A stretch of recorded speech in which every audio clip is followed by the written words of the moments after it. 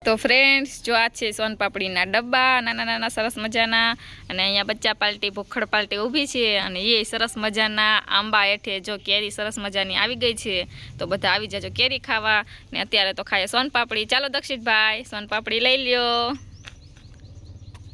આ બહુ મસ્ત છે ભાવે હે આખી ડબ્બી ખાઈ જાય હા વિડિયોને શું કરવાનું લાઈક શેર કરજો ટાટા બાય બાય ચાલો હવે વેદુભાઈને સોનપાપડીનો ડબ્બો આપવાનો છે હો આખો હાલો વેદુભાઈ